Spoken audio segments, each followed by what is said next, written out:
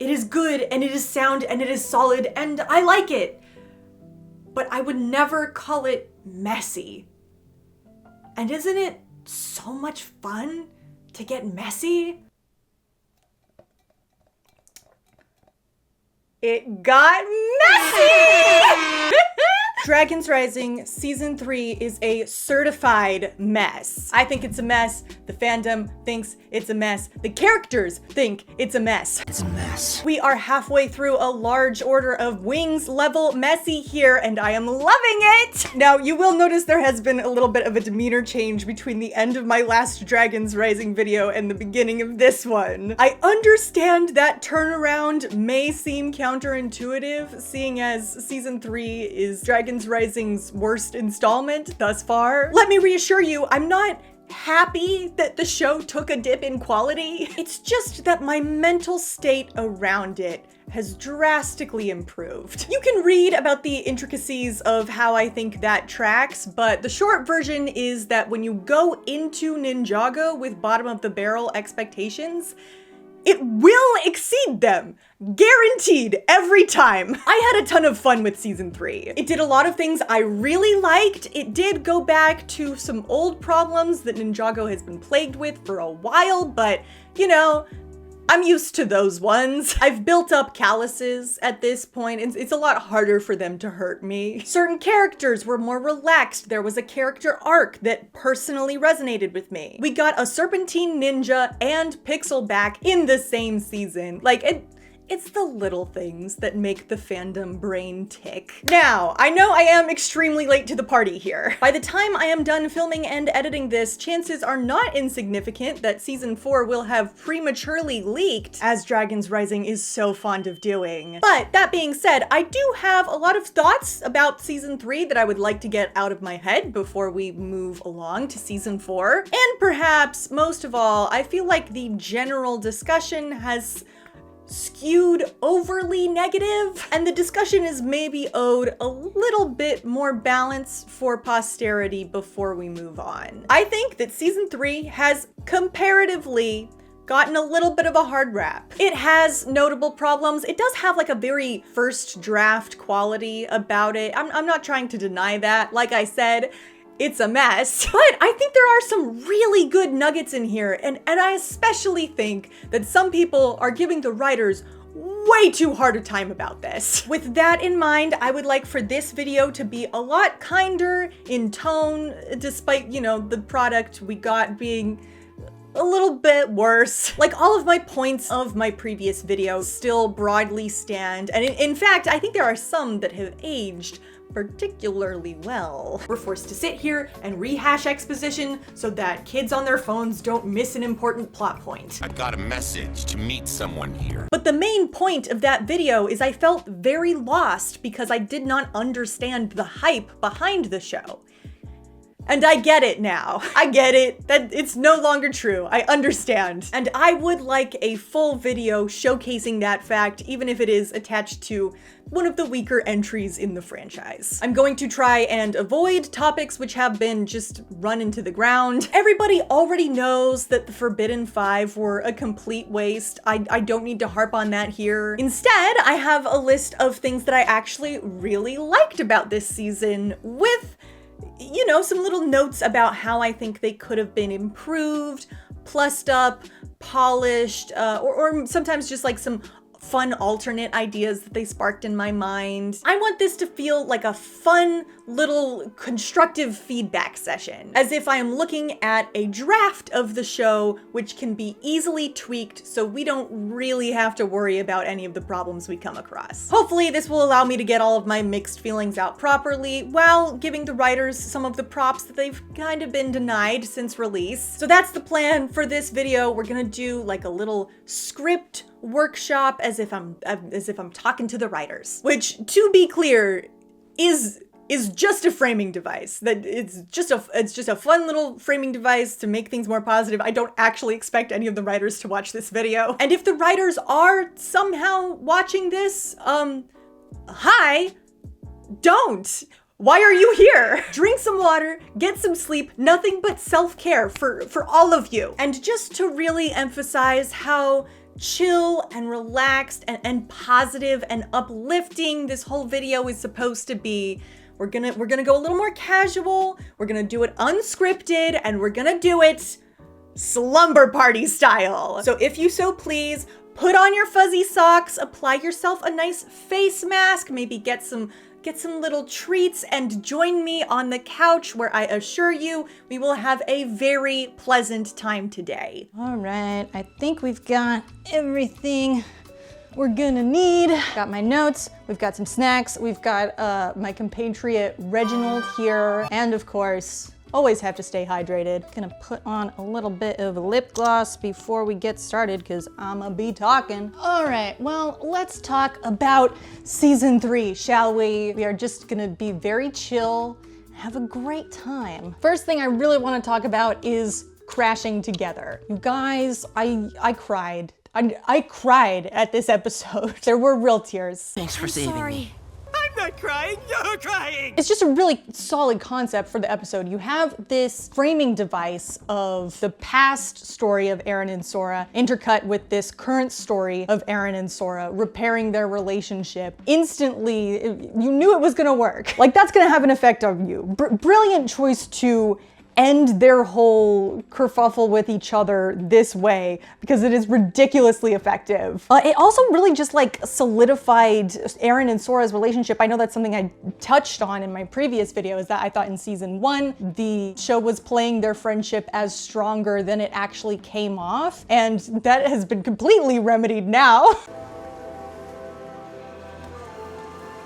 You really feel that there's like a genuine bond between these two characters that you're never going to doubt again. And it does it all without it having to be romantic. It is so ridiculously easy to make something like this where it's like, we're meant to be together forever, right? Together forever. Typically such a romantic phrase, but to strengthen their friendship and completely avoid any romantic connotations is a feat in and of itself. Now, all that being said, I think there are some things you could tweak to make this moment even more powerful. Like I already said, like I cried while watching this, so it's already plenty powerful enough, but I think is some room to make this even better. See, my main hiccup with this whole plot line. Wow, this is very slippery. Okay, I am not too sure what the plotline in the past is supposed to be telling me. Like, legitimately, what information are we getting from this plotline that we didn't already have beforehand about Arin and Sora? How does seeing this past scenario of how they first met deepen our understanding of our friendship? And I would argue it really doesn't do all that much. On top of that, I think something that this show has struggled with in the past is its, parallel editing. When you cut in between two different plot lines, why are you cutting? And is there thematic material that is connecting either side of the cut? It doesn't have to be fancy every single time or anything, but it is good if your cuts generally have a sense of weight and purpose and cohesion about them, right? And we have this whole framing device around cutting between the past and the present, but a lot of those cuts just felt like they were cutting because it is time to cut between the past and the present.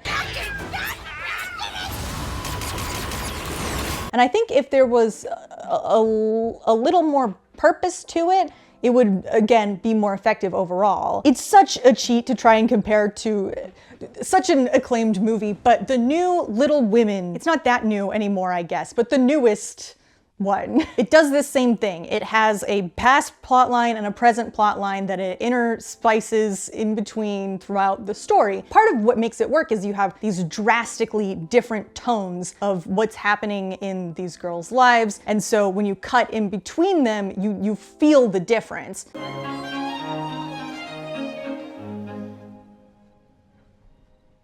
And there's usually some sort of parallel to what was happening in the past and what is happening in the present that really makes these different parts of the story stick together. If this were just a standalone episode, I think it would be effective because we would be seeing currently they are not interacting as close friends, and then we get to see them interacting as close friends in the past plotline. But we've already seen a whole bunch of Sora and Arin interacting as close friends. So this is not like new information. information that we need to know. It's just sort of more of the status quo that we've been seeing. The story of how they meet isn't particularly interesting. And I just think if the past plotline had some sort of new information that it was giving us about Arin and Sora's relationship that was, you know, had some weight to it, had some sort of effect on how we viewed their relationship, then this would be amazing. This is like the easiest possible route to go down, but the classic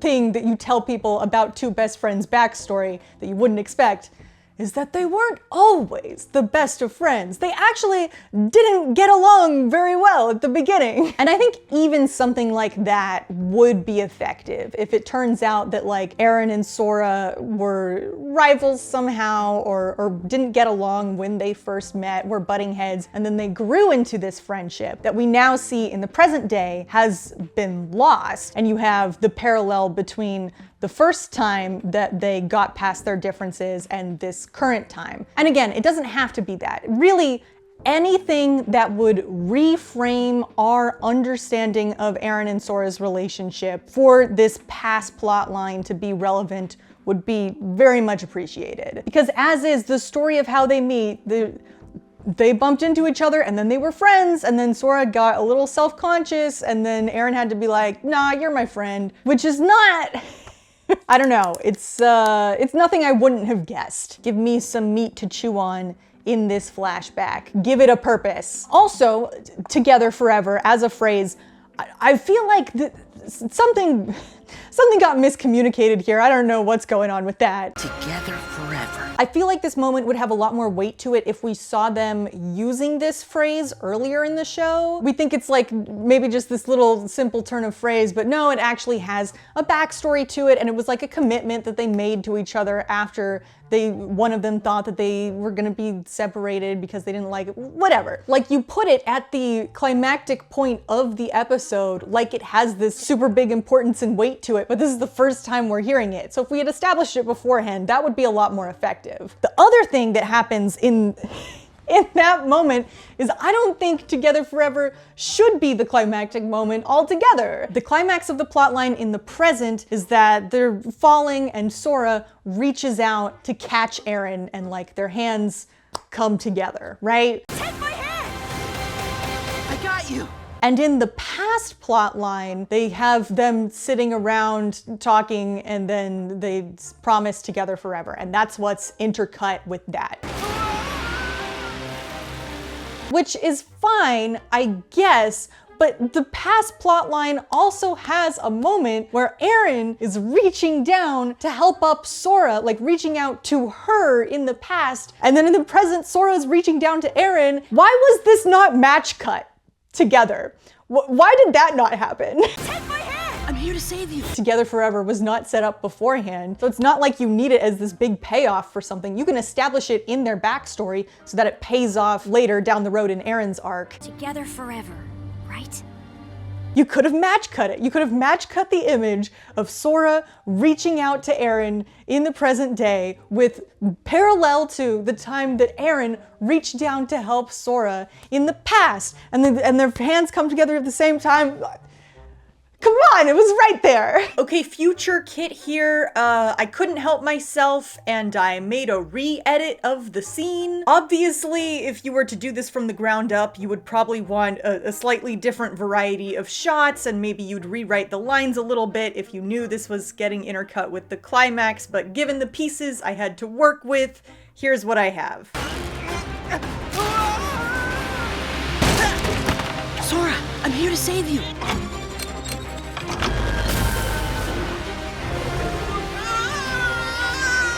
Really? You said this was all a mistake. I thought you didn't want to be friends anymore. What? No way! Friends make mistakes all the time. That's normal. You really haven't had any friends before, have you?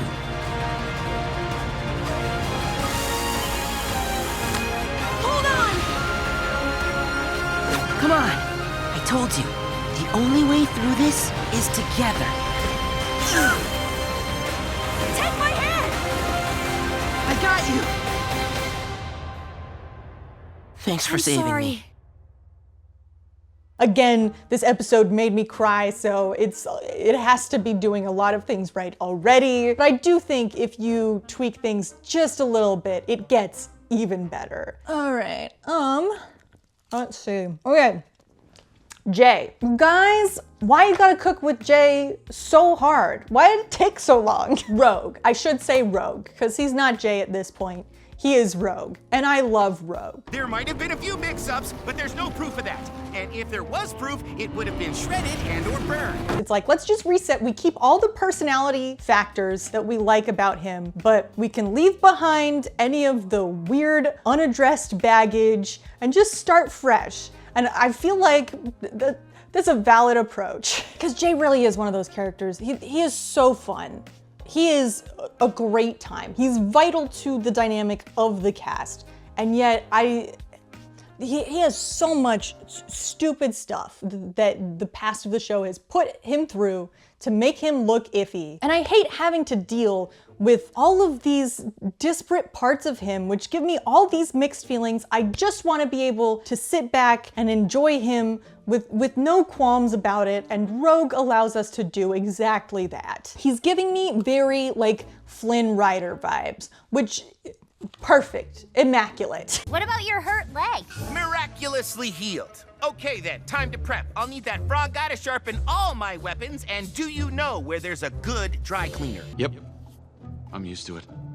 Guys, I want a castle. But also, it opens up the path to a very clear Flynn Rider to Eugene Fitzherbert transformation character arc, you feel me? And if we can turn Jay into a Tangled the series Eugene, I would be ecstatically happy. Because Eugene in that show is just a legit great role model for young boys of like what healthy masculinity looks like and what being in a healthy relationship looks like. And if we can turn Jay's mess of everything into a good example, I would be very happy. You keep writing those words down, because one of these days, you'll have more of them. Now, of course, all of this banks on him not getting his memory back, which might happen. I don't know. I've seen season 4 trailer at this point. I personally don't think that means for sure he's gonna get his memory back. The fact that he wants his memory back could be a very clear want versus need dynamic, but whatever. If you are gonna give him his memory back, I could see it being okay in the epilogue stage of the show. Like if you wanna leave a clean slate for whatever show comes after Dragons Rising, that they can have Jay as a complete character with his memories if they so like. I'm fine with that. That makes sense. But at least for his development in this show, for the vast majority of his existence to be without his memories, that he's going on character arcs and self-discovery of his own accord, that he doesn't magically get to skip character growth, that would be fantastic. And as much as I do really like this plot line, it is a little bit disappointing that both Jay and the whole thing again is romance again. But at the very least, it is a different dynamic that we've seen before. Nia going after Jay is something that I have called for in the past in order to make their relationship feel a little more equal. So I do think this is a step in the right direction. Again, just a couple of little tweaks that caught my eye when we were going through this plot line. Dancing. Okay, so when they're in the land of Lee, they have this whole scene where it's dancing and it's very cute. No notes. But they do have this thing where I think it's Jay paints something and Nia's like, yeah, you painted when you were a ninja before. That's why you have that skill, is because you used to have it as Jay when you were a ninja. I know this. And it seems weird to me that plot point was not about the dancing. I didn't know I could paint. I told you you could. Because we have this whole scene of them dancing together, and we have plot lines in the previous show about how these two characters took dance lessons together. It's one of the things that they enjoy spending time doing. They do it in flashbacks in this show. And also, like, dancing is a muscle memory thing, I think a little more so than painting, maybe not, I don't know. But it feels like that's a very obvious point to hit on, is like, hey, you know how to dance with me very well because you have done it before. Anyway, so I thought that was a little bit of a missed opportunity. Puns. the way that Nia figures out that Jay is puns. Thought I'd lightening up the mood. And terrible puns? Okay, so I might be wrong about this, but this was my thought when it happened, is Jay the pun guy? Jay was never the dad joke friend. He was a quippy friend. Hey, stay positive. Who needs a way back when we gotta go that way? He always had some little smart remark to shoot back at somebody. Sometimes those had puns. I'm only trying to fill the space. Get it? Space! But I don't think like he was known for his pun ability. Like if anything, maybe Zane? How about an ice escape? They all do puns. They all make puns about their elements, okay? You're fired! But like Zane's delivery of his puns would always come with that extra, you know. It's ice to see you. I don't know. Jay, was Jay the pun guy? Again, leave your thoughts, because maybe I'm missing something. And regardless, I don't think this should have been the tell that Nia got to know that this is Jay. Again, I think it should be some sort of body language thing. Something that Jay is going to do subconsciously without him even knowing, and that Nia can pick up on because he's her Yang. She knows him. She knows the way that he moves. Like, and that's a more intimate detail to pick up on rather than just the fact that like, oh, Jay's the joke guy. And you could show us, you've had a couple of little flashbacks with Jay in the past. You could work whatever little mannerism it is into a flashback in the past. And then we see it in present day, and Nia makes the connection. Like, I think that would have worked a little bit better than just like, he says a pun. But yeah, I don't know. And then the last thing I want to touch on with Jay, and this one is less to do with season 3, because it's something they attempted to do in season 3 that I think doesn't work because they didn't start with it in the earlier seasons. And again, this goes back to something I hit on in my first video. Like, we drip fed Jay content at such a weird pace. And so my pitch, if I were coming at this from the beginning, fresh perspective, is that do not give us any concrete Jay content until this season when he's revealed in season 3. Still have him do all of the stuff he's been doing in the plot, but just don't let us know that it's Jay that's been doing it. They hack into the computer of the head of the Department of Realm Reassignment. That's an important figure, but we never see him and we don't know who he is. And then maybe there's this new competitor at the tournament who we don't know who he is. He's working under Roz, and this one might be a lot harder to keep under wraps because his power is lightning. He's obscured somehow. His powers have been obscured somehow. Maybe he's at the tournament and you see him around, but he loses his battle off screen, so we never actually get to see his powers. That one's a little bit harder to swing, but you can work around it. So you have this mysterious head of reassignments. You have this mysterious student of Roz. You have this mysterious bounty hunter now going after Roz. And then in season 3, it turns out all 3 of them are the same person, and they're also Jay.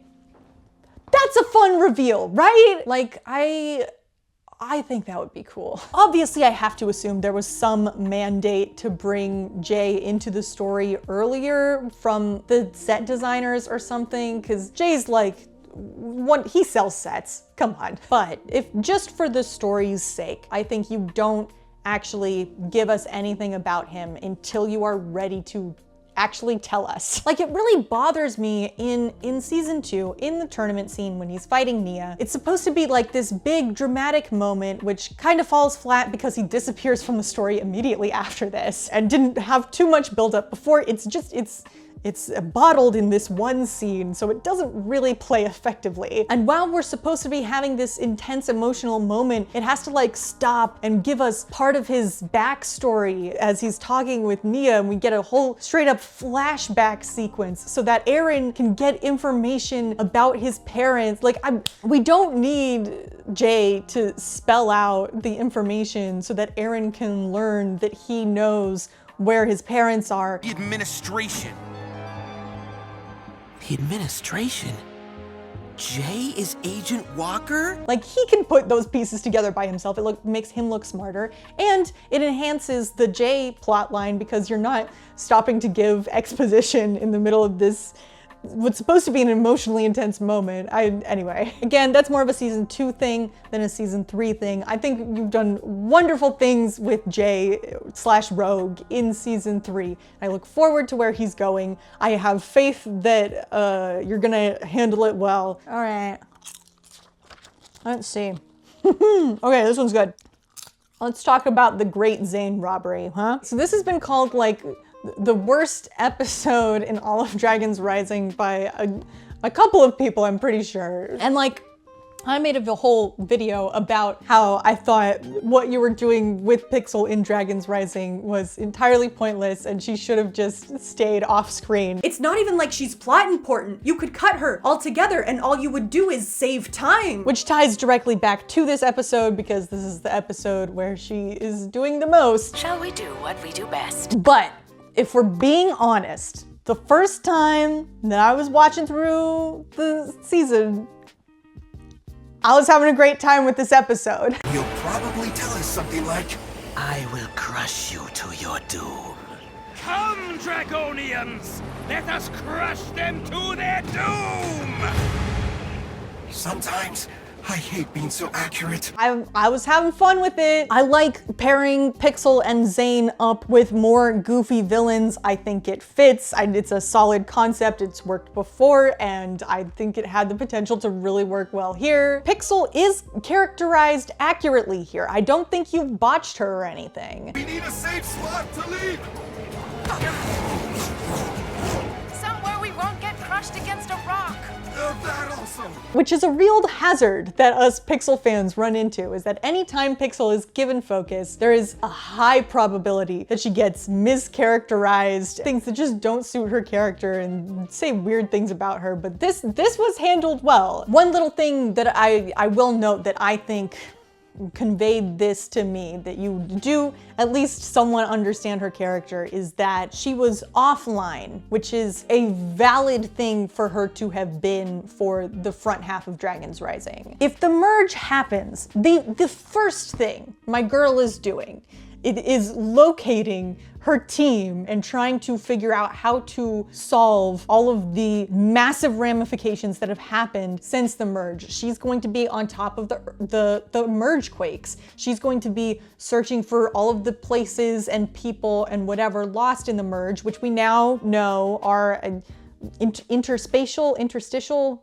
bubbles? I can't remember the exact terminology. We deal with interstitial space bubbles. My initial theory was that she had ended up on the other side of the merge, which I guess now would be in one of the bubbles, because it just doesn't make sense for her not to have been effective, to have gotten stuff done towards the main plot if she was active within this world. So you have to find some way to explain why she hasn't been doing all this stuff, and her being deactivated is a sufficient explanation. So that works. Like, you've done all of the correct things here. You have not missed anything that you had to do. I love her and Zane having this sort of one-on-one romantic fight. It's been a while since we've had one of those. I think maybe since season 3 and them doing the Spinjitzu fight together is the last time we really had like a dedicated Pixane fight, which is kind of cool to see. It's fun. I like seeing this stuff again. It was good in the moment. Good job. The complaint from everyone is just that, really, that it goes nowhere. If this was Zane's whole thing, his whole arc for this show is that he needed to find Pixel, that feels a little one note and repetitive. If Pixel's whole thing is that she's just here now, helping out and doing some stats sometime, that feels one note and a little reductive. I understand that the cast of Dragons Rising is already just so huge, and so not every character is going to get the in-depth character study, character arc, character work that a lot of our other characters have gotten. And I think the impulse to put Zane and Pixel on the back burner makes sense. My suggestion is, if you're not going to mine them for character work, you should be mining them for entertainment value. I love the title of this episode, The Great Zane Robbery. My problem with it is that it means nothing. The Great Train Robbery is one of the first great, I don't know if you want to say blockbuster, but popular silent films. It's about these bandits, they rob a train. It's a fairly self-explanatory title. It had a lot of things which were super impressive at the time, like different sets and stunts and special effects. There were close-up shots. Whoa, what are we doing here, folks? This is pretty crazy at the time. Like, I don't think it was the first to do any of the individual elements, but it was one of the first to like put them all together and to gain popularity for doing so. It's one of those films that just like you are going to run across if you take a film history class. And in The Great Zane Robbery, an obvious play on the title of this classic silent film, there is a robbery on a train, and that's about all the connective tissue we have, which is kind of baffling to me because Ninjago Confidential is like one of the most popular episodes of the show, certainly of the 11-minute era. That was a film genre parody episode that progressed the plot, actually played into Zane and Pixel as characters and the differences between them. I had to prove I knew what I was doing.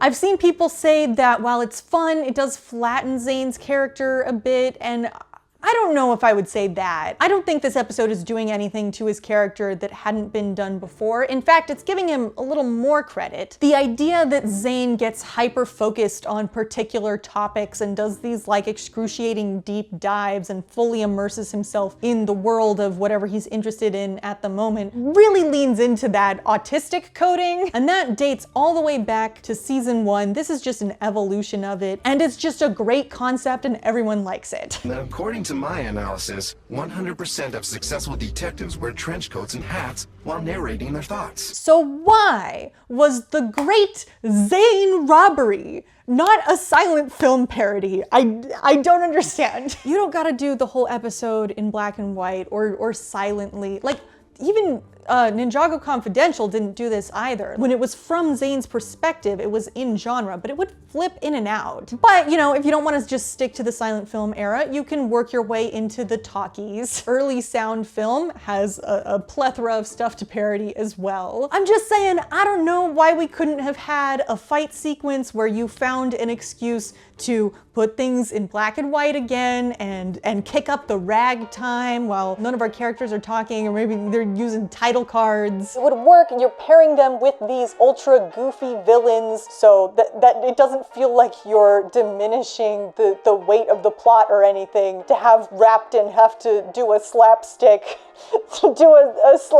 silent film comedy routine. Like, we've established the existence of highly magical stuff happening in Dragon's Rising. You can just have one of our characters cast silence. We're on a train with a bunch of wacky artifacts. You can start throwing stuff around. It has weird effects on the world that it goes black and white and that it all goes silent. It's easy to explain. It is easy to write yourself into this fun thing you get to do. And honestly, I think this would make a great, fun series of episodes. Once a season, you give him and Pixel a duo episode where you parody some sort of genre of film. Endless potential to tap into there. You can dig into some like 70s sci-fi slop or some 90s super cheesy over-the-top action, or just like trash 2000s reality TV. We are begging for a mockumentary episode of Ninjago. How have we not done that yet? If Cowboy season is off the table, you can at least give us Cowboy episode. And again, it's not entirely pointless fluff because they will serve to tell us things about these characters. How Zane casts himself in these various stories tells us about him. How Pixel reacts to these different stories tells us about her. If we're not going to take the time to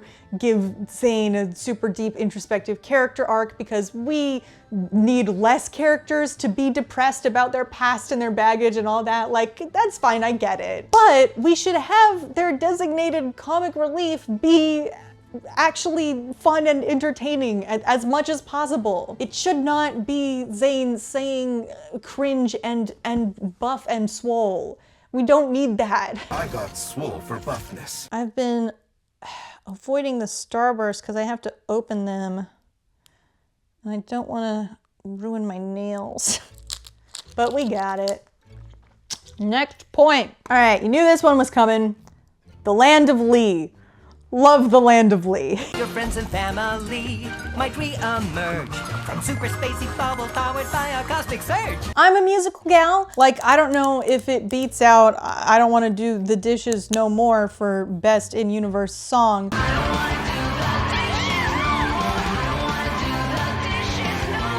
But it was a great time and I very much enjoyed myself. I also think you picked out some great characters to go through this whole plot line. Wildfire having to pretend act as a different person. What's your name? I can't remember, something dumb. The whole Jaya situation is so ridiculously fanfic and I love it. Name Strong McCool Guy. This is my wife, whose name, I've forgotten. Like, people usually show up in pairs in the Land of Lee, so we have to pretend to be married. Oh my gosh. We have to do this dance together so we don't blow our cover. Like, I love it. It's so good. You're in perfect sync! No, you're not! And then, of course, Lloyd makes an excellent straight man to all the weirdness going on. He has such a fantastic, politely grinning through the pain sort of affect about him when that bubbles up. It's great, fantastic. My main complaint is this either needed less time or more time, and it depends on which way you want to go with it. But right now, it does sort of feel like it's floating in between two extremes. First one is if you really wanted to flesh out this world, make the gravity of the situation feel dire, feel for the people who have been trapped here in this town, we needed to be here for longer. It feels like we're speed running through all of the beats. And if I wanted to watch this story play out like, if I wanted to watch WandaVision, I'd just go watch WandaVision, you know? If we felt like we were trapped there with the character, like if we had time to sit in this space, it would feel more real and therefore more scary, more effective, etc., etc. The second route is same as in our last point. You can just go the parody route. Like if this were a direct Truman Show parody or something, just lean all the way into the ridiculousness, it could be a blast. Right now, it sort of wants to walk the line because it is sort of an off-the-wall concept, and again, we're leaning into the whole fanfic angle with Jay and Nia, but it also needs to be like, this is where we find Arin's parents and it's serious, and what Lee has done to this people is objectively very terrible and terrifying. Again, like I really liked this whole section of the show. I think it just had potential to either be more of a serious drama or more of a fun, goofy, good time. And right now it kind of gave me a bit of both, which was fine, but I did leave feeling a little bit dissatisfied on both ends, which, you know, you never want to feel that way. All right, next point, who would have guessed? It's Frak. I love Frak. I made a whole video about how much I love Frak, and I'm not done talking about how much I love Frak. Oh my gosh. Impossible as in it can't happen? Yes, I am indeed using the word impossible to mean impossible. He's legitimately, I can't get enough of this guy. It's just amazing. You get 1,000,000 points for giving us a serpentine ninja. You have already achieved Ninjago sainthood just for this writing decision alone. We have a serpentine ninja. Boom. You've done it. You've succeeded in your life's purpose. There was one criticism that came up in the comments of that video a lot, and I'm surprised that I forgot to include it because I had seen this beforehand. I just completely spaced it. But like, there are a lot of people saying that they didn't like Frak because of his powers, which No, I'm sorry. That's just an excuse that you've come up with for why you don't like him. It is not the reason you do not like him.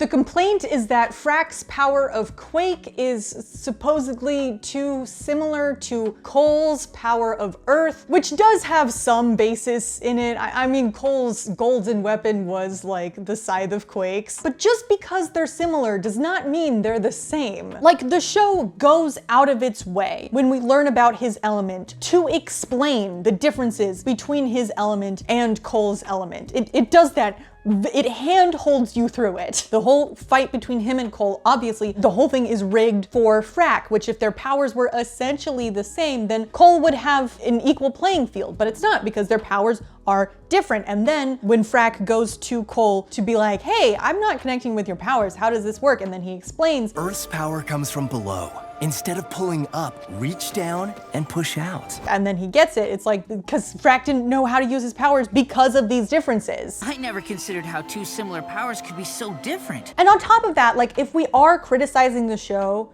for reusing powers, you just cannot deal with a character. If their power is too similar to one that we've had before, then like, Wildfire is right there. Maybe we don't have the exact same powers. And again, it's not like one addresses it in universe and one doesn't, and so that's why it feels weird. Like, they address it in universe for Wildfire, they're like, hey, you have like the same power, that's weird. And then for Frak, they have, here are the differences between the powers, and then also in season 3, they have Frak go out with Cole because their powers, they're different, but they are very similar, and so we're doing this thing together because we have adjacent powers. Like, I don't see a reason why this would bother you and Wildfire's wouldn't. And who cares? Is the main point. Why does the power that this character has bother you so much that you can't even bring yourself to like Frak as a character? No, I'm sorry, that's not it. I can't deal with this. What are we complaining about? Does it really matter? It's just for fun. It's just for funsies, it's a fun ninja show. It's like Ninjago has some high bar of lore that must be preserved at all costs. Like, what are we talking about? What are we talking about? Okay, I need to finish this. It's like getting hot in here. Where were we? We love Frak and we will defend Frak until our dying breath. Tectonic, also. I think it's fun. I ate all the yogurt in the monastery fridge. What? At the very least, I think that the fact that we have a potential love interest plot going on and the two of them are bickering as their starting point with each other is new.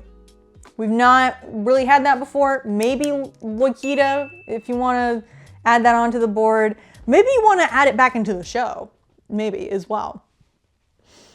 Just saying. What are you gonna do? Fetch his slippers? You know I can turn back into a wolf anytime, right?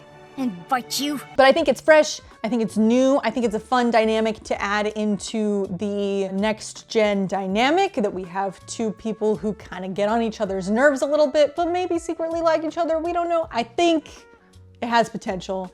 And I want to see where it goes. In general, I think his dynamic with everyone on the team is great. I love him and Cole together. They make a natural pair. I think he adds an energy to especially the new ninja team of just like this go get it, yeah, let's do it right. I always think of the line where he's like, let's go do it right now. Let's check it out right now. Which maybe Wildfire had a little bit. Her energy was a lot less pointed, though, if you catch my drift. I think it works. I think he rounds out the dynamic very well. I'm looking forward to seeing more of the next gen team altogether. All of that being said, execution was not as good as it could have been. I feel like we missed some sort of proper introduction of Frak into the team where he goes through some sort of a character arc so we really know what he's all about. Now, you could have done this back in season 2, but we didn't really do that. It was a total curveball out of left field when he showed up as a ninja in season 3 because his joining the team was not set up in season 2. We don't really see him go through stuff. He kind of helps Arin through something. And so the fact that season 3 just kind of rolls with him as an integrated member of the team. It doesn't really feel like he's properly established himself. And we have a couple of ways that we can make that happen. First is there's this great through line set up in the first episode where we acknowledge that he's just come from Roz's camp. And so he has a bunch of different ideas about how to approach fighting and his ideas about strength and training and all of that. Maybe you should take some time to rest. Rest? It was a 1 episode thing that kind of had a line follow through at the end, but didn't really take the whole concept to heart, and then it just doesn't really come up again. Maybe physical strength alone isn't the best way to win this fight? And I feel like we needed that follow through. We needed follow through on Frak trying to break out of Roz's programming. One moment that I thought particularly had some potential is when they meet in Crashing Together, I believe is where it happens. Frak is confronted with Roz and he kind of blows up a little bit about him. And he's like, you lied to me or hid who you really were. I know, I'm gonna stop you now. And he like gears up to like fight. You won't trick Arin like you did me, Roz. And you can see that aggression coming out of him again. You can tell he's leaning on these strength teachings which Roz taught him in order to oppose Roz. I think you can dig into something like that. Make a moment of it. At the end of the season, Arin talks with Frak and he's all disillusioned and Frak is like, well, maybe you just don't really understand what a ninja is. If you think Roz can teach you to be a better ninja than Lloyd, maybe you don't understand what a ninja really is. And it feels like if we had a full mini arc of him learning the value of the ninja's teachings and breaking out of Roz's teachings and realizing all of the negative ideas that they had put in his mind, it would come from a more sincere place when he's telling Arin at this end of the season, because Frak has now gone through the process and determined that Lloyd has more to offer him. You know? And I think this ties in with the other thing that kind of comes up in future, is it in episode 2 or 3 of the season when him and Sora are at odds? I've got a really great cave sense. I've got a really great cave sense. But the whole bit is that Frak is trying to be helpful, but not necessarily being helpful, and this is getting on Sora's nerves. And the thing that really struck me is that by the end of the episode, he doesn't actually do anything particularly helpful. Future Kit again here. I don't know why I had such a hard time explaining the Frak stuff in the moment, but upon watching it back, it didn't make any sense. So I'm here to hopefully re-explain it better. So Frak has this whole through line about feeling like he needs to prove himself to the team. And obviously the end solution here is that he shouldn't feel that need to prove himself, like his team already accepts him or should be accepting him. The ninja don't kick you out based off of like the stats that you bring to the team, but I think you could tie this back to his thread of deprogramming Roz's teachings, because that's how it worked with Roz. Roz needed concrete proof of value for you to stay on the team, and the ninja don't operate that way. So we have 2 loose threads here of Frak coming from Roz and Frak needing validation from the team, but could easily tie together in this neat and tidy little arc. Over the course of the season, you show Frak unlearning all of these toxic lessons that Roz baked into him, and Lloyd is nurturing him with all of these new skills that he's had the whole time but were actively repressed under Roz. His kindness, his courtship of friends. Frak is such a ball of good energy and optimism that like he was actively suppressing his strengths under Roz. Come on, you were so nice before. Can't we all just be cool? Which notably for Sora, optimism is something she tends to struggle with. So that is a concrete thing that you can point to and be like, hey, Frak, you are contributing to the team. You do have this valuable thing. In fact, we even have Frak being useful in this episode. It's just not really focused on or mentioned within this larger arc. He has this little moment where he teaches Sora how to calm herself down to get through her claustrophobia. That is something useful that Frak brought to the table, but which no one really acknowledges. It would be really cool to see him go through that arc of realizing that stuff like that is innately valuable. So yeah, I think that would be a neat way to take these loose threads and give them a bit of closure. Another angle that you could take that I thought of after filming this video is that Frak is a very clear Arin corollary. At the end of season 2, they essentially just swap places. Frak starts out under Roz, talks to Arin, and decides his morals are more important to him, and so ends up with the ninja. Arin starts out with the ninja, talks with Frak, and decides that his end goals are more important than his morals, and so goes with Roz. It is a very, very clear parallel, and as I've mentioned before, it does at the beginning of season 3 feel a little bit like Frak is coming into the team dynamic and replacing Arin. I like that enthusiasm. Reminds me very much of Arin. And I think that would be a really easy thread to tie into Sora's relationship with him, and would give a really satisfying explanation as to why she is so resistant to Frak. She thinks it is her fault that she has just lost her best friend. And in walks this guy with a bunch of the same superficial abilities and qualities about him, acting like everything is normal. Of course, Sora was going to resent him. It's actually kind of wild in hindsight that they never bring this angle up. Sora and Frak are butting heads all through episode 2, and at the end they have this little conversation about, hey, I'm sorry, I'm just trying to prove myself, and Sora's like, it's alright, I've been hard on you, I'm not good at making friends. I'm not very good at making friends. And instead of this like 20-second scene where their issues with each other maybe get like kind of superficially solved for a little bit, extend that out a little bit further. Show us that Sora is constantly comparing Frak to Arin in her mind until you get to the point where you have a big blow up moment where Frak is just like,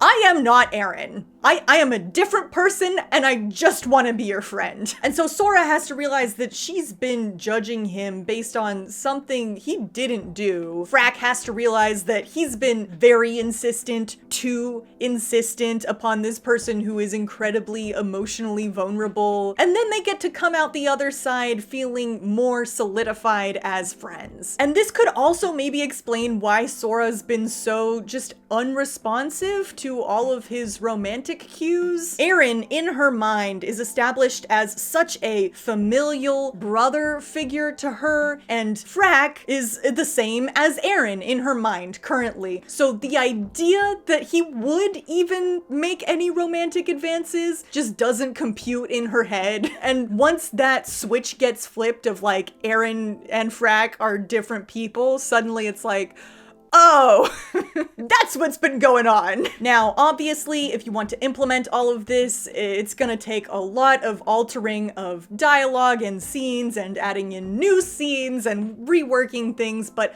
I think it's all worth it because you are introducing a brand new main character. He deserves to be firmly established in who he is. His relationships with his other castmates deserve to have strong bonds, and especially if there's potentially going to be a ship between him and another one of his castmates, you need some depth there. And there's just so much interesting stuff waiting to be explored. Why wouldn't you want to include it? And then the other thing with Frak that definitely could use a little bit of tweaking in order to improve is the romance. Look, I am not going to assume what way that you're gonna go with him down the road. It's possible this ends up being just a ship, as per usual. There's a chance this ends up being a subversion where Sora turns him down. Either way, I think the plotline would benefit from the romance being introduced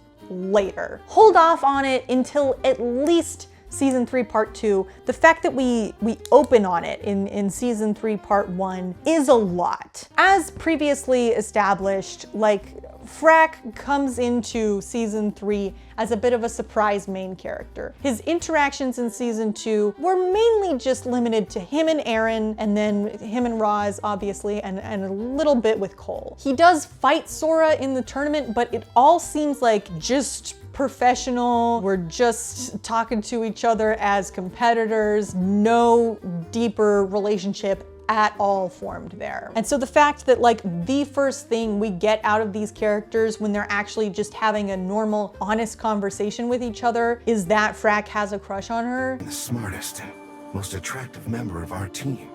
But Sora's right here. What? What?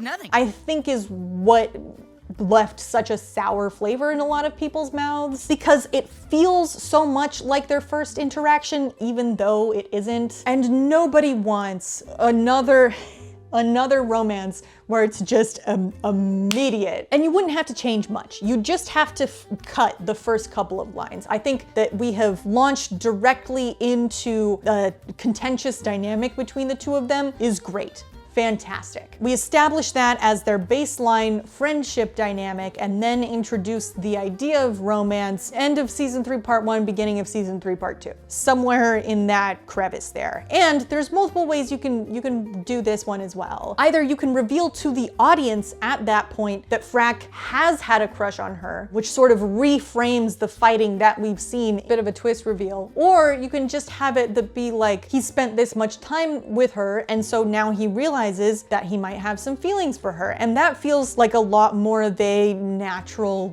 slower progression. You want the audience to be at least somewhat rooting for Frak in this scenario. You don't want the audience to be like just flatly disliking the ship because either it's gonna be a ship down the road and you want them to be behind it, or you want your message about rejection to actually have some weight behind it. If the rejection comes because it was a bad idea and nobody liked it in the first place, that's way less of a powerful message than if the rejection comes despite like people getting their hopes up. You put the audience in a similar position as Frak, so the lesson that they take away ends up being more similar to his, if that makes sense. The other thing this romance is really missing is like a why. Why does Frak like Sora? There's a lot of things. I've got a lot of great headcanons. There's a lot of obvious paths to go down. But given what the show has given us, we have no clue. We don't know why Frak likes Sora. I guess maybe we know that he thinks that she's pretty. Most attractive member of our team. But Sora's right here. So we've got that. The fact that we don't have a clear like thing that triggers Frak to be like, I really like her, that we don't have a moment. I mean, I guess the closest we get is when she's like doing epic action stuff and he's like, whoa. But if we had something a little more solid to go on, I think it would, again, this would go a long way to making whatever angle you're going with more effective. And that's another thing, like the fact that we as a fandom are sitting here guessing if this ship is actually going to work out in the long run or not, if this is gonna be some sort of lesson about rejection, or if it has not effectively been telegraphed what direction we're going with this plot line. And so the audience by default feels a little uncomfortable with it because we're not entirely sure what to expect. My best guess is that this is going to be a long-term ship that they're going towards, but the plotline they're going with is that Sora is just oblivious to Frak's advances for the first little bit. And if that's the direction we're going, then they have not played up Sora's obliviousness enough for that to be super obviously apparent. Lean into it. Go, again, full Adrian Agreste. I like her a lot, huh? Marinette? Yeah, of course. She's a very good friend. 100%. She should be the most oblivious woman on the planet. If she's not oblivious, if she's just shy about reciprocating Frak's feelings, we should see some sort of indication that she might be interested in him in return. Or if she's repressing her feelings for Frak, really lean into that, oh my gosh, he's so annoying, I can't stand him. Make her so obsessed with how much she hates him that no one can deny that she actually likes him. Jake, do you know why little boys pull little girls' pigtails on playgrounds? Because they're so easy to grab. They're just begging to be pulled. Because they like the girls, and that's the only way they know how to get their attention.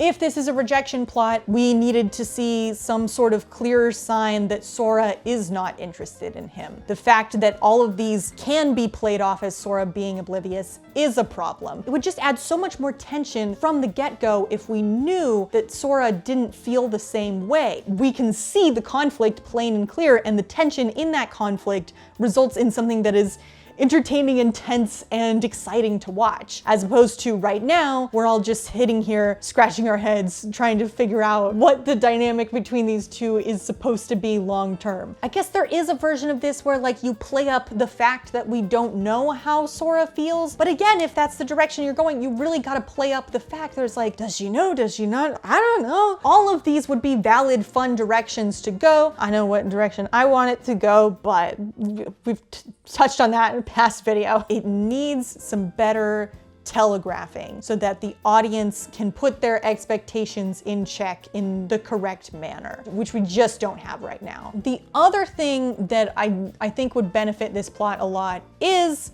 to get inside these characters' heads a little bit more. I sincerely hope that whichever way this goes, other characters get wrapped into dissecting what's going on here. That Frak talks with somebody about his feelings, that Sora talks with somebody about her feelings. Other characters separate from the two of them comment on their whole thing that's going on. I want shenanigans. I want romance shenanigans so bad. Wildfire and Arin having to deal with Tectonic. I need it. Please. Please, please, please. Please. Teenagers talk about their crushes that they have on other teenagers with their friends all the time. We gotta make it happen. Man. Okay. We have one more big one. And it is, of course, Arin. Man, So I cried multiple times during this season, okay? I cried once in Crashing Together, and I cried 2 episodes later in the finale, because it was good. I don't have enough anger to pull this off.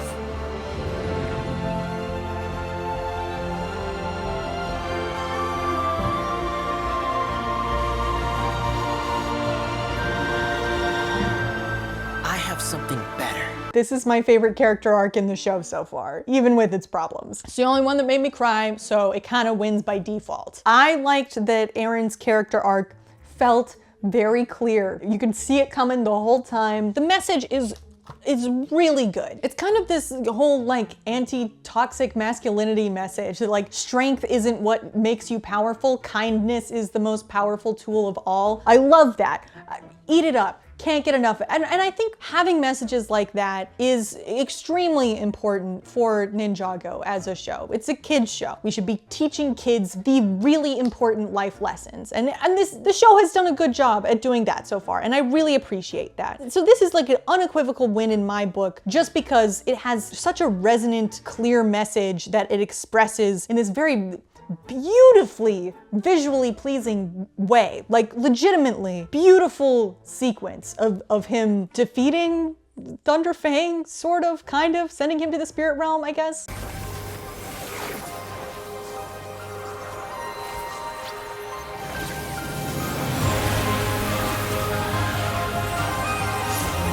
The first thing that told me that this was going to be a good character arc for Arin is when we started the season and he had not randomly turned evil. Anything around here you need help with? This was one of my biggest concerns end of last season, is because he has like one line where he's like, the ninja failed me. I'm like, are they gonna go full evil Arin next season? Because that would be so out of character, and you didn't do it. You understood Arin as a character, and that just because he's going with Roz doesn't mean he's evil. And he's like being his sunshine little self right in the opening of the season. I'm like, okay, we're in good hands. Did you steal this? Here it comes. Here comes the bounty. But I also saw this get criticism because if the whole point of Arin's arc is like turning back to the light side, you do have to have him turn evil in order to realize his mistake, if that makes sense. Something he doesn't necessarily seem to be struggling with, but you know. Like if the lesson he's supposed to learn is that his strength is in his kindness, if we see him throughout the season leaning on his kindness as his strength, then it isn't really a lesson he needs to learn, is it? And like, that's valid criticism, but also, again, when I watched it through the first time, that never really occurred to me. This seemed like a perfectly resonant plot line as it was structured currently. It worked for me, and I think I figured out why. It's because this isn't necessarily a character arc where there's something that Arin needs to learn. It is a test of Arin's will and there is a message which he needs to reaffirm to himself. I do agree. He has not been turned to the dark side. He has not fallen from grace. It's not that he has come to believe in Roz's methods, but that he has come to lose faith in his own. Roz has repeatedly berated him about his worldview and tried to prove to him time and time again that it is incorrect, just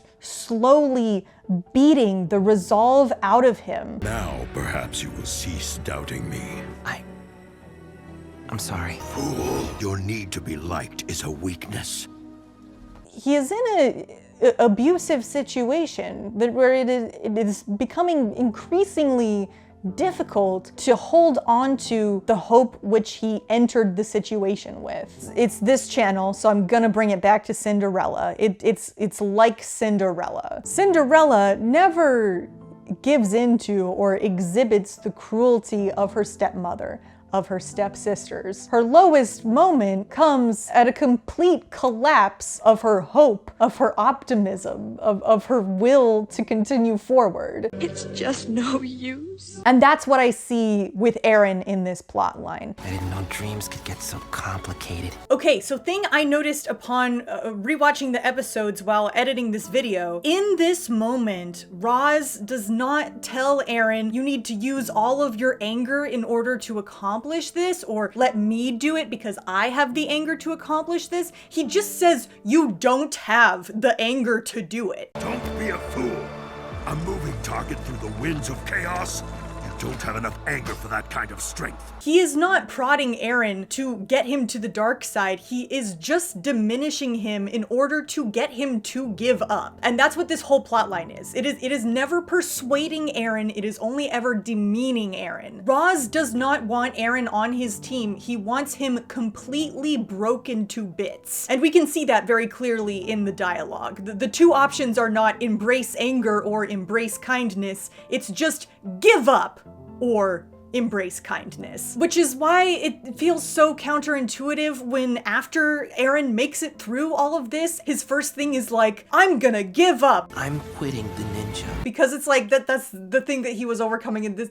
Anyway, we'll get to that. But I thought that was a neat little tidbit that kind of supported my point here and would definitely be worth mentioning in the video. It was never about him having to overcome evil Arin. It was never going to be. He's too much of a peppy little sunshine child. It was about holding on to that sunshine in a world littered with so many storm clouds. It is not about change, it is about perseverance. I think that is the lens that you have to view it through. However, this big moral realization about how kindness is the only way to move forward within this world is a little undercut when Arin decides to go back with Roz at the very end of part 1. The whole point of his arc here is like, this is the thing that I needed to learn in order to continue forward to be the best ninja I can be. And so with this very important life lesson under my belt, I'm gonna keep on doing what I was doing before. And it's like, I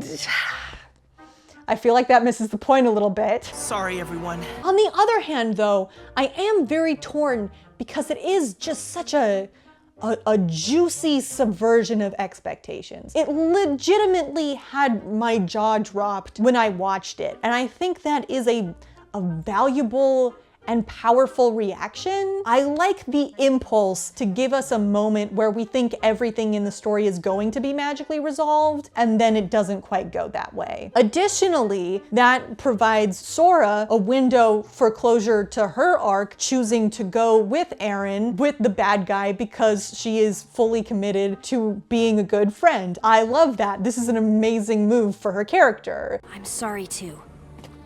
What the heck is going on? That doesn't have as much impact if you don't have that first impact. So there's a lot of cascading parts at work here. So it's a lot of mixed feelings. Of course, our actual breaking point comes later, a little ways into part 2, when Roz tries to kill Sora, and that's when Arin realizes, no, I have to cut ties with him. Which I mean, I don't want to kill my friend seems like a lower level realization than I need to hang on to my kindness, and anybody who doesn't allow me to do that is fundamentally incompatible with my moral frame of view. Feels like you come to that one first. No one dies here today, Roz. Killing is wrong. And bad. Like, it's not worth ending my friend's life to get my parents back. Feels like a little less profound a statement to end the character arc on, if I'm being honest. It also feels like such a non-choice. Like, we know that is something that Arin would never do. Again, we didn't put him through an evil Arin character arc. So the fact that he's put in this position where it's like, will you kill Sora just to get what you want? Is like, no, he was never gonna do it. At this point, you have forced his hand away from Roz rather than him having to realize that it was bad for himself. But the 2-on-1 fight between Roz and Sora and Arin is pretty good. It's a much more action-heavy, deliberate way to end that whole character arc, rather than just like he throws a thing at a giant creature and then that's his end of his relationship with Roz. So I can see why they've done it. I understand all of the beats they have, why they are included. They just don't quite click together. And I think maybe they just need a little rearranging. So I'm gonna go through how I would have ordered things in order to make Arin's character arc the best as possible. I'm giving no thought to how these changes would affect the plot.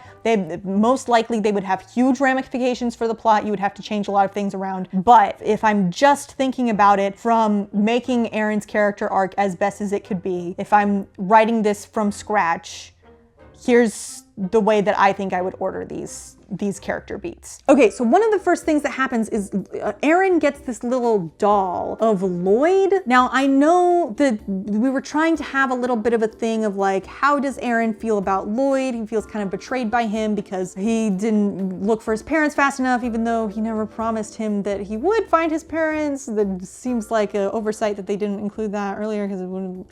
Anyway, I went through this in my last video, and there is a clear conflict there, but I feel like we don't really make any progress on that front until after this character arc is resolved. Like his relationship with Lloyd comes at the back half of season 3, part 2. So it feels weird that this signifier that keeps on popping up as Arin is considering his time with Roz has to do directly with Lloyd. I would switch this doll to make it, again, this doesn't really make any sense within the plot, but to make it a doll of Sora, or make it some sort of a physical object signifier of Sora. Give him something that he looks at, that every time we know he's looking at it, he's thinking of Sora. It can still be given to him by the little family. Maybe it's something that incidentally him and Sora used to do together, so that it ties more directly to the Crashing Together episode, which is about his and Sora's relationship. Because that's the first real turning point. That's the first crack in the armor. I also think it would strengthen that sequence is because we know Sora's been thinking about Arin this whole time, but we don't necessarily know how much that he's been thinking about her in a specific context anyway. And so if we had something directly tying each of these little moments to Sora, this moment where he reunites with Sora would be a little more cathartic from both ends of the spectrum. And this is where I would make the first big change, is that frame Crashing Together as a big realization moment for Arin as well as Sora, that they value each other's friendship more than they ever could have imagined. Separating was a mistake, and Arin missed her very dearly.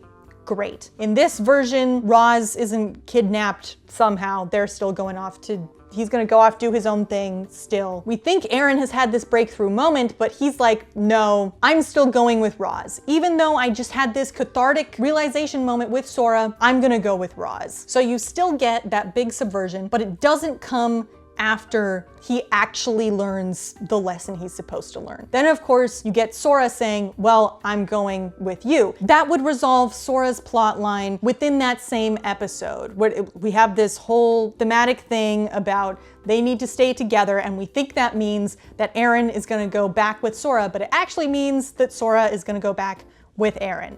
Big subversion. Then we get to the climax with, preferably there's a couple more episodes in between crashing together and the finale than there are currently. But you have Sora in his ear while he's with Roz, while he's questioning where he's at. She's telling him that his strength comes from his kindness. He's so beaten down that he's like, I don't know anymore. And we get to this climactic moment, defeating Thunderfang. He makes this big moral realization, throws the thing at Thunderfang. It's beautiful. He remembers Sora, whatever. This is when he decides he's not going with Roz anywhere. So he goes to break things off with him. Turns out Roz is going to take advantage of this post-battle environment somehow in order to get a new Source Dragon icon. How this works plot mechanic wise, again, I don't know. The underworld thing opens up because of the energy released by Thunderfang or something like that. So he's like, right now, you have to get this icon or else your parents are never coming back. There's no other way to do it. And I need a human sacrifice to do it. Again, same situation as happens later in the show. But now, instead of being a breaking point for Arin, it is an affirmation of a decision that he has already made. So you have this turning point realization with this dramatic montage and the music and all of that, but you still get to have the fun action scene where Arin is being defiant and asserting what he's learned afterwards. And then that would function as sort of the main epic climax with the big battle sequence. What other ninja are there or aren't there, and why they are or aren't there, I don't know.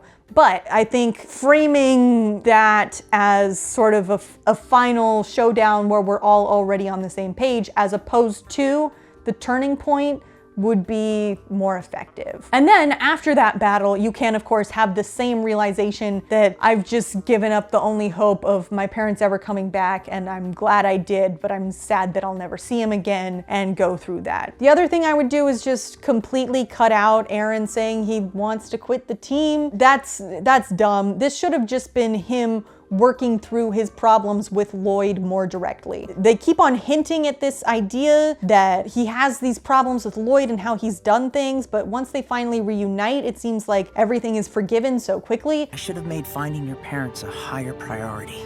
But you did find them. Take the rest of the season to work through those issues. And then of course, the main thing that everyone's been saying, don't have Arin learn that his parents are fine immediately after deciding to let them go for good. He needs to sit in that grief for a little bit. Of course, the whole reason that our characters are like in the land of Lee and stuff like that is to find Arin's parents. Like, they're a big part of the plot at this point. So gonna be a lot of plot reconstruction if you want to implement these changes, but that would be what I would do. I really liked this plot line all in all. It is one of my favorite in the show, even with the, like it hit the, it's not that it didn't hit the landing, because it did. It hit the landing very well. And then it's just after it landed, it then entirely separately tripped and fell and hit its head and went unconscious and got amnesia like Jay. In a vacuum, this is still very good and I still like it. This is incredibly effective. So anyway, those are my thoughts. All right, let us end this off with a rapid fire speed round. Egalt's death. Loved it. Beautiful scene. Horrible placement. I told him not to eat cake for breakfast.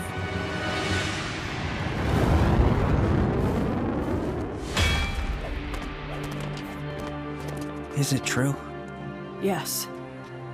The great warrior will soon transition out of this life. Why is it where it is? Why does it come out of like nowhere and then have no effect? Everything in a bottle is very good. It's just the larger context that's making it screwy. Cole's protective streak. I really liked this. It was a little bit of a new angle for his character, but very understandable considering the changes that we've made to him in this show. We don't have time to run off to some lab.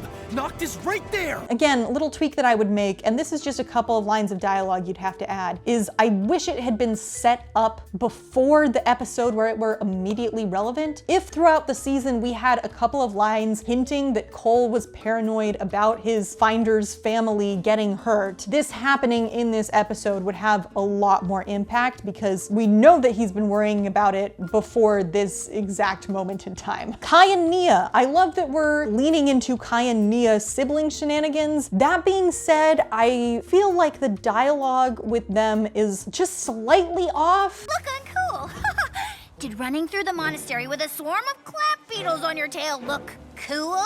Yes, I happen to think that. Hold it. Something about the dialogue feels a little more like angry than it should. Like these lines should have more of a teasy kind of quality about them. We're poking fun at each other because we are siblings. And not to say that the delivery on any of these lines is like wrong necessarily. In fact, most of these in a vacuum I think would be fine. I anticipate it will be difficult to display this point because it really is more of a cumulative effect. When every time Kai and Nia interact, it is with one of these frustrated lines. It feels like they have some genuine issue with one another. And so yeah, one way to address that would maybe be to lighten up some of the deliveries so that they don't feel as mean. But also another option would be just swapping out some of them being annoyed with each other for like more sibling shenanigans where they're on the same side about things like we had in season 2. Because right now it's just them repeatedly being frustrated with one another. And it's not like it's the beginning of their relationship like it is like for Frak and Sora, and it's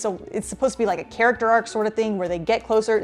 This is just their baseline. Stop it! Which I don't like. I don't think that's the vibe. Maybe that is the vibe you were going for. Maybe this, like, you could turn this into a whole plot line about how Kai and Nia are on vastly different pages and need to sort of synchronize again, but that's not really what we got, so it just feels like siblings being a little unnecessarily cruel to each other. Like, again, I think just a little bit of tweaking and I think this would work a lot better. Moro, I really like how Moro was brought back and his little cameo. I can't leave. I need something. You're going to be killed. What could you possibly need from here? It feels like a very good place for this character to be, that he is helping out others in this way that requires a lot of self-sacrifice. Moro feels like a very Sisyphean character in his appearance in Dragons Rising, and that feels accurate. He has been given this arduous task, which he must do forever, but he finds fulfillment in it nonetheless. You know, one must imagine Sisyphus happy, all that jazz. The only thing is the way it relates to Arin's whole arc. He and Arin have a lot of crossover. Moro went through his villain phase because he felt like he was wronged by his master, and that's what Arin is maybe kind of going through right now as well. There's really two things that they do with this. The first is this whole hero through line. Roz starts the episode by telling Arin that hero is a meaningless word, and then at the end he's like met Moro, who's obviously doing all of these heroic things, and he's like, you know what? Heroes do exist. Sometimes it's the only word that fits. It's something. It doesn't show him that like heroism looks different than he expected or comes from unexpected places, at least not that we see him or hear him vocalize. So I guess like the thing that we're supposed to take away from this is that there is such a thing as being a good person, which I guess is a good baseline. I really don't know what they're getting at here. But the other thing they're doing with it here is that Moro talks about his old master who was right and he was wrong, and he wants to apologize to his old master who was so great. And Moro is like, my master was Master Wu, and Arin is like, Master Wu? Master Wu? Because that's like one of the people he hates the most at the moment, so it kind of serves as this like, whoa, is Master Wu maybe actually a good person? Who would have guessed? And of course, it also serves as exposition to let us know that Master Wu is still alive. But he's dead. No, he must be alive. I like, that's fine. But I think this could have been a higher realization, again, like a higher tier realization moment about his ability to forgive and move forward and bear things which are difficult, letting go of things for your own good so that your soul can have rest. These are all things Arin needs to learn, and the fact that again, the main takeaway is just like, so Wu maybe is a good person, feels like a little more shallow than it could have been. And then the last thing I want to talk about is Cruncha and Knuckle, because they're just amazing. Direct me to the forge of the Forgotten. Sure, second left past the... Dummy! Why you telling some random mortal where the forge is? Just unequivocally, I want to end on a good note that I have no additional notes on. This was excellent, no asterisk attached. We'll only tell you if you can beat us at a bone rolling challenge. Winner gets... Okay, you win. I feel like a lot of times, like something good like this might be like, my only complaint is that I wish there were more. And I don't wish there were more. I think this was the exact right amount of Cruncha and Knuckle for this season to have. And I think if they had stayed any longer, I think it would have felt a little pandery. It would have felt a bit much. They would have overstayed their welcome. You could bring them back in the future and maybe do something more with them if you wanted, but just as a sort of introductory cameo back into the world, I think this is what you needed. You're doing excellent things. I can't wait for season 4. I think that's all I have to say. Thank you for joining me on the couch. It's been an excellent time. How long have we been recording? You can leave now. I'm gonna hang out. It's nice on the couch. It's kind of hard to get up. And I have nice water here, and a popcorn, and I need to have some more Starburst. I didn't really get into they're a little bit harder to just snack on while you're talking about the show. This thing has been sliding off my head this whole time. It served pretty much no purpose except to look cute, because I would want to like pull back my bangs if you were actually using it to be effective, but that doesn't look cute on camera, so I can't do it, you know? All right, well, see you next time. We're gonna be doing a Disney princess video. So get hype.